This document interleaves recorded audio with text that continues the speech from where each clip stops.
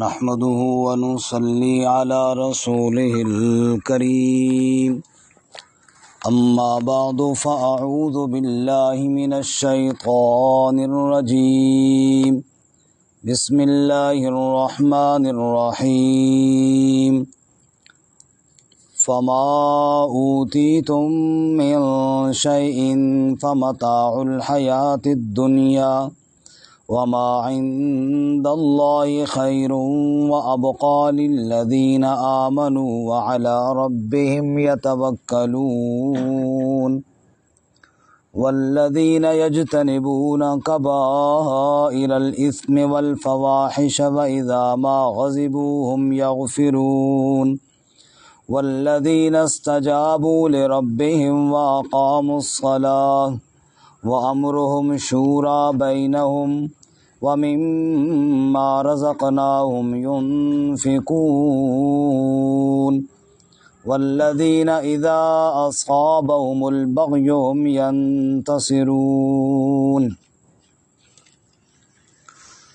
فما أوتيتم من شيء پس جو بھی دیے جاؤ تم کوئی بھی شے فمتاع الحیات الدنیا پس وہ معمولی سامان ہے دنیا کی زندگی کا وما عند اللہ خیر وابقا اور جو اللہ کے ہاں ہے وہ بہت بہتر ہے اور بہت باقی رہنے والا ہے للذین آمنوا ان لوگوں کے لیے جو ایمان لائے وعلی ربہم یتوکلون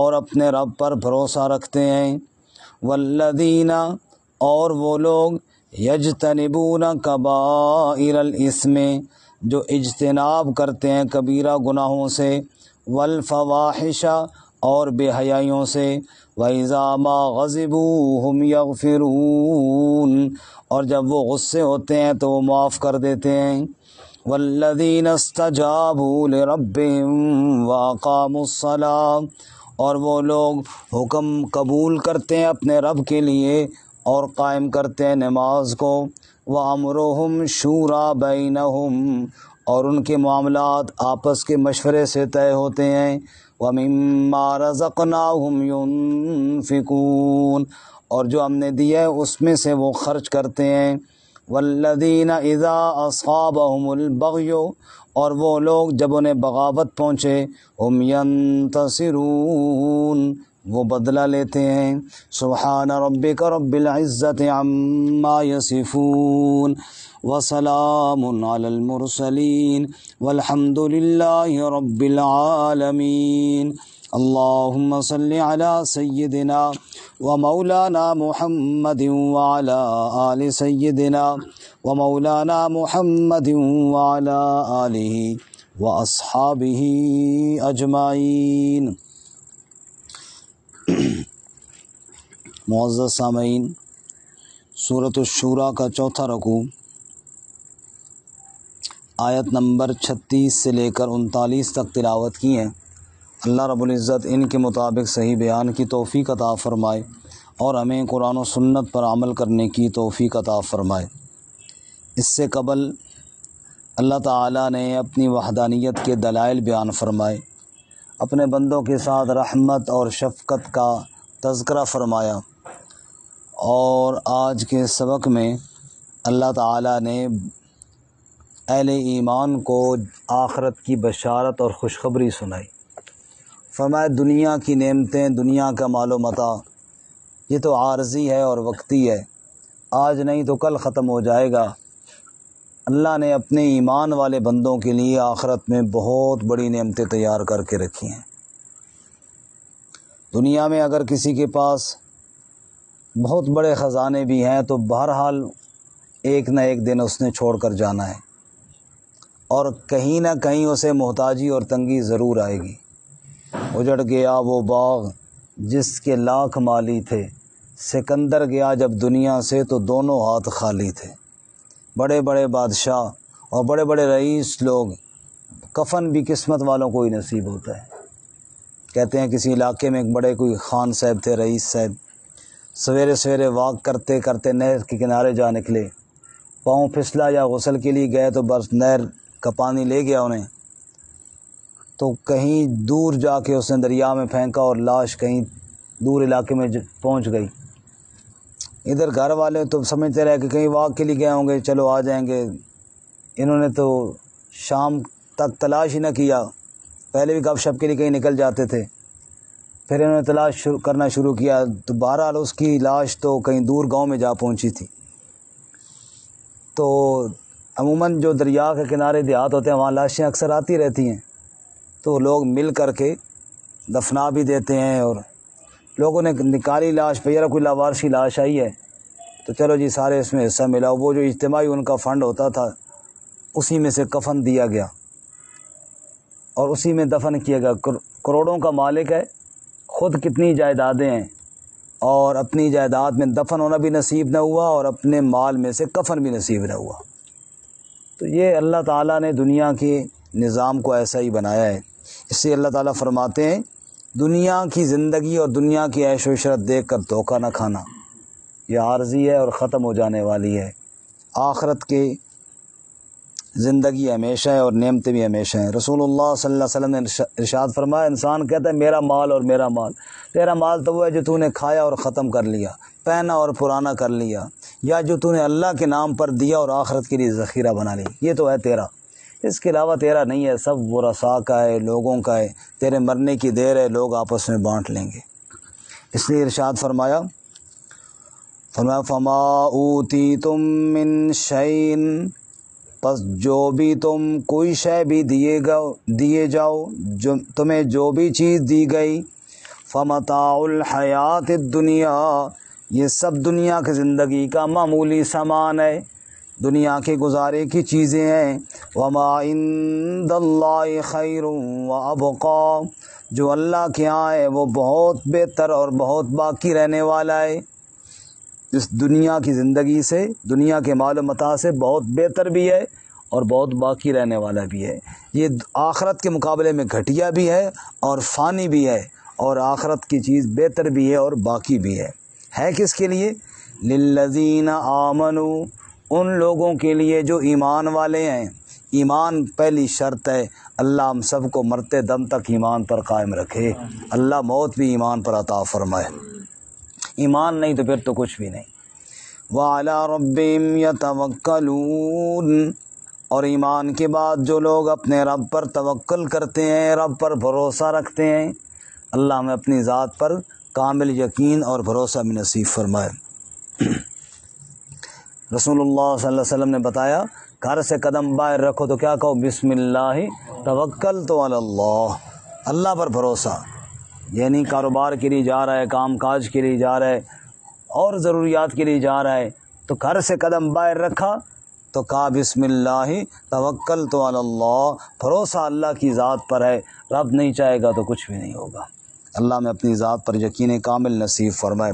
رسول اللہ صلی اللہ علیہ وسلم فرمایا اگر تم اللہ پر توکل کرو جیسا کہ توکل کا حق ہے، اللہ تمہیں ایسے رزق دے گا جیسے پرندوں کو رزق دیتا ہے۔ صبح گھر سے نکلتے ہیں، نہ ان کا کاروبار ہے، نہ ان کا کوئی جناب ملازمت ہے، خالی پوٹے اور خالی معدے لے کر جاتے ہیں اور شام کو سیر ہو کر آتے ہیں۔ فرمایا ایمان والوں کے لیے وَعَلَىٰ رَبِّهِمْ يَتَوَكَّلُونَ، جو رب پر توکل کرتے ہیں ان کے لیے نعمتیں ہیں۔ وَالَّذِينَ، اور وہ لوگ يَجْتَنِبُونَ كَبَائِرَ الْإِثْمِ، کبیرہ گناہوں سے اجتناب کرتے ہیں۔ فرمایا کبیرہ گناہ کون سے ہیں؟ اگر رب کی نافرمانی کی طرف دیکھا جائے تو ہر گناہ ہی کبیرہ ہے، اور اگر توبہ اور استغفار کی طرف دھیان کیا جائے پھر کوئی گناہ کبیرہ نہیں۔ لا کبیرۃ بالاستغفار ولا صغیرۃ بالاصرار، اگر گناہ پر ڈٹ جاؤ تو چھوٹا گناہ بھی بڑا گناہ ہے، توبہ کر کے معافی مانگ لو تو بڑے گناہوں کو بھی اللہ معاف فرما دیتے ہیں۔ باقی بڑے کبیرہ گناہوں کا ذکر جو حدیث میں آیا ہے، الا انبئکم باکبر الکبائر الاشراک باللہ وعقوق الوالدین وقتل النفس، اللہ کے ساتھ شرک کرنا، ماں باپ کی نافرمانی کرنا، ناحق قتل کرنا، جھوٹی گواہی دینا، بدکاری زنا کرنا، اللہ ہمیں ان سب گناہوں سے محفوظ فرمائے۔ والذین یجتنبون کبائر الاسم، وہ لوگ جو کبیرہ گناہوں سے بچتے ہیں، والفواحش، اور بے حیائی کے کاموں سے بھی بچتے ہیں۔ کبیرہ گناہوں میں بے حیائی بھی آ گئی تھی، لیکن اس کی قباحت کے لیے اللہ نے پھر اس کو الگ سے ذکر کیا۔ خاص کر بے حیائی کے کاموں سے بچتے ہیں۔ وَإِذَا مَا غَضِبُوا هُمْ يَغْفِرُونَ، اور جب ان کو غصہ آتا ہے تو وہ معاف کر دیتے ہیں۔ حضرت زین العابدین رحمۃ اللہ علیہ جمعے کی تیاری کر رہے ہیں، خادمہ نے پانی اوپر گرا دیا، وہ کیچڑ اور پانی کے ساتھ سارے کپڑے خراب ہوئے تو غصہ آیا، تو غصے میں جو ہی ان کی طرف دیکھا تو انہوں نے آگے قرآن کی آیت پڑھی وَالْقَاظِمِينَ الْغَيْظَ، ایمان والے تو غصے کو پی جاتے ہیں، تو انہوں نے غصے کو دبا لیا۔ اور انہوں نے اگلا حصہ پڑھا وَالْعَافِينَ عَنِ النَّاسِ، صرف غصے کو پی نہیں جاتے، معاف بھی کر دیتے ہیں۔ ان کا میں نے تجھے معاف کر دیا۔ وَاللَّهُ يُحِبُّ الْمُحْسِنِينَ، معاف کرنا تو اپنی جگہ، الٹا ان کے ساتھ نیکی کر کے احسان کر کے اللہ کے محبوب بن جاتے ہیں۔ ان کا جاؤ میں نے تمہیں اللہ کے نام پر آزاد بھی کر دیا ہے۔ تو بہرحال ارشاد فرمایا کہ وَإِذَا مَا غَضِبُوا هُمْ يَغْفِرُونَ۔ آگے فرمایا وَالَّذِينَ اسْتَجَابُوا لِرَبِّهِمْ، اور ان اللہ کے خاص بندوں کی یہ نشانی بھی ہے، استجابوا لربہم، رب کا حکم مانتے ہیں، رب کے حکم کے آگے وہ ٹال مٹول نہیں کرتے، فوراً حکم مانتے ہیں۔ کوئی حکم بھی اللہ کا اعمال میں ہے، حقوق اللہ میں ہے، حقوق العباد میں ہے، ہر حکم اللہ کا مانتے ہیں۔ وَأَقَامُوا الصَّلَاةَ، خصوصاً نماز کو قائم کرتے ہیں، نماز کا حکم مانتے ہیں۔ وَأَمْرُهُمْ شُورَىٰ بَيْنَهُمْ، اور آپس کے معاملات باہمی مشورے سے طے کرتے ہیں۔ تو سورت کا نام بھی سورہ شورا ہے، مشورہ کرنا رسول اللہ صلی اللہ علیہ وسلم کی سنت ہے، اور اللہ تعالیٰ کا حکم ہے کہ فَأَمْرُهُمْ شُورَىٰ بَيْنَهُمْ، میرے بندے آپس کے معاملات باہمی مشورے کے ساتھ طے کرتے ہیں۔ رسول اللہ صلی اللہ علیہ وسلم کو اللہ تعالیٰ نے ارشاد فرمایا سورہ آل عمران میں کہ وَشَاوِرْهُمْ فِي الْأَمْرِ، اے میرے نبی اپنے معاملات میں اپنے صحابہ سے مشورہ کیا کرو۔ رسول اللہ صلی اللہ علیہ وسلم کی عادت مبارکہ تھی، آپ مشورہ کیا کرتے تھے۔ اب جنگ احد کا بڑا مشہور واقعہ، اس وقت مشورہ ہوا کہ مدینہ کے اندر رہ کر جنگ لڑنی ہے یا باہر رہ کر، تو چونکہ سب کی اکثر کی رائے یہ تھی کہ باہر جا کر لڑیں، ورنہ رسول اللہ صلی اللہ علیہ وسلم کی اپنی رائے بھی یہی تھی کہ مدینہ کے اندر رہ کے جنگ لڑیں، لیکن چونکہ سارے صحابہ کی زیادہ صحابہ کی رائے یہ تھی کہ باہر جا کر لڑیں، تو وَأَمْرُهُمْ شُورَىٰ بَيْنَهُمْ، جو مشورہ ہوا اس پر عمل کیا اور پھر باہر چلے گئے۔ اچھا، جب آپ صلی اللہ علیہ وسلم تیاری کر کے باہر نکلنے لگے تو کئی صحابہ جنہوں نے مشورہ دیا تھا کہ باہر جائیں، ان کو احساس ہوا کہ حضور صلی اللہ علیہ وسلم کی اپنی رائے تو باہر جانے کی نہ تھی، ایسا نہ ہو کہ آپ صلی اللہ علیہ وسلم ہمارے مشورے کی وجہ سے جا رہے ہوں اور پھر ناراض ہوں، تو وہ آگے بڑھے اور کہا یا رسول اللہ ہم اپنی رائے سے رجوع کرتے ہیں۔ آپ نے فرمایا جو بات مشورے میں طے ہو گئی، اللہ کے نبی کے لیے مناسب نہیں کہ ایک بات طے ہو جائے اور پھر جائے اور پھر بیٹھے اور پھر جائے۔ فرمایا بس اب اللہ پہ توکل کرنا ہے، اور اب ہم نے جو مشورے میں طے ہوا ہے اس پر عمل کرنا ہے۔ تو وَأَمْرُهُمْ شُورَىٰ بَيْنَهُمْ، معاملات مشورے سے ہوں۔ مشورہ دینے میں یہ ادب ہے کہ اپنی رائے پیش کی جائے، لیکن اپنی رائے کو حتمی قرار نہ دیا جائے کہ جو میں نے مشورہ دیا اسی پر عمل ہو، فرمایا یہ نہ ہو۔ اپنی رائے پیش کی جائے، پھر جناب جو کثرت رائے سے جو بات طے ہو اس پر عمل کیا جائے، اپنی رائے کو حتمی نہ قرار دیا جائے۔ اپنی رائے کو حتمی قرار دیا تھا فرعون نے، قرآن مجید میں ہے، سورہ مومن میں ہے، ہم اس سے پہلے پڑھ چکے ہیں کہ فرعون جب موسیٰ علیہ السلام کے بارے میں مشورے کرتا ہے تو وہاں اس کو کہتا ہے کہ ما اریکم الا ما ارا وما اہدیکم الا سبیل الرشاد، میں نے تمہیں جو بات بتائی یہی درست بات ہے، جو میں نے مشورہ دیا ہے نا کہ موسیٰ جادوگر ہے اور موسیٰ کے خلاف ہم نے مہم چلانی ہے، بس یہی بات درست ہے، اس کے علاوہ میں کوئی بات سننے کے لیے تیار نہیں ہوں۔ تو یہ رائے اس طرح تھوپنا یہ کام فرعون کا ہے، بلکہ ہر انسان یہ کہے کہ میری یہ رائے ہے، اس میں غلطی بھی ہو سکتی ہے، میں یہ بہتر سمجھتا ہوں، اپنے طور پر بہتر سمجھ کر مشورہ دیا جائے۔ فرمایا جو مشورہ دینے والے، حدیث پاک میں آتا ہے، وہ امانت دار ہے۔ ایک آدمی کسی سے مشورہ طلب کرتا ہے تو وہ امانت سمجھ کے صحیح مشورہ دے، خیانت نہ کرے۔ اگر وہ غلط مشورہ دے گا تو وہ کیا ہے؟ خائن ہے، خیانت کرنے والا ہے۔ وَأَمْرُهُمْ شُورَىٰ بَيْنَهُمْ، اور ان کے معاملات آپس کے مشورے کے ساتھ طے ہوتے ہیں۔ وَمِمَّا رَزَقْنَاهُمْ يُنْفِقُونَ، اور جو ہم نے رزق دیا ہے اس میں سے وہ خرچ کرتے ہیں، اللہ کے نام پر دینے والے بھی ہوتے ہیں۔ اور آخری بات، وَالَّذِينَ إِذَا أَصَابَهُمُ الْبَغْيُ هُمْ يَنْتَصِرُونَ۔ اگر آپ غور فرمائیں تو پہلے پیچھے ہم نے آیت پڑھی ابھی کہ وَإِذَا مَا غَضِبُوا هُمْ يَغْفِرُونَ، جب غصہ آتا ہے تو کیا کرتے ہیں جی؟ معاف کرتے ہیں۔ اور ہر وقت معافی نہیں ہوتی، کبھی کبھی بدلہ بھی لینے کی اجازت ہے۔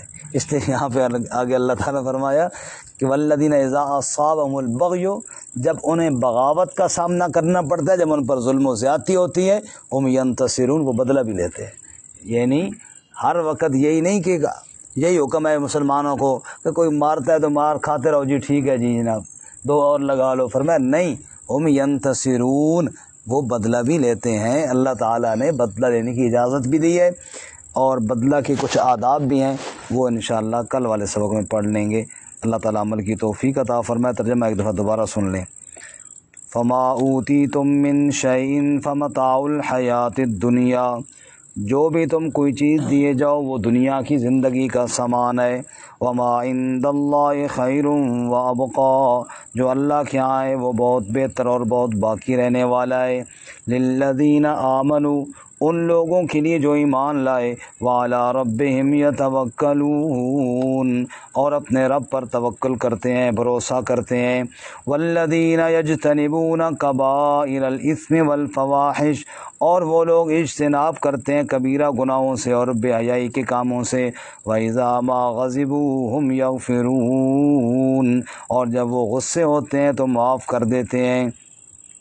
والذین استجابوا لربهم واقاموا الصلاة، اور وہ لوگ حکم قبول کرتے ہیں اپنے رب کے لیے اور نماز کو قائم کرتے ہیں۔ وامرهم شورى بینہم، اور ان کے معاملات آپس کے مشورے کے ساتھ طے ہوتے ہیں۔ ومما رزقناہم ينفقون، اور اس میں سے جو ہم نے ان کو دیا ہے وہ خرچ کرتے ہیں۔ والذین اذا اصابهم البغی ہم ینتصرون، اور وہ لوگ جب انہیں بغاوت پہنچے یعنی زیادتی کی جائے تو وہ بدلہ لیتے ہیں۔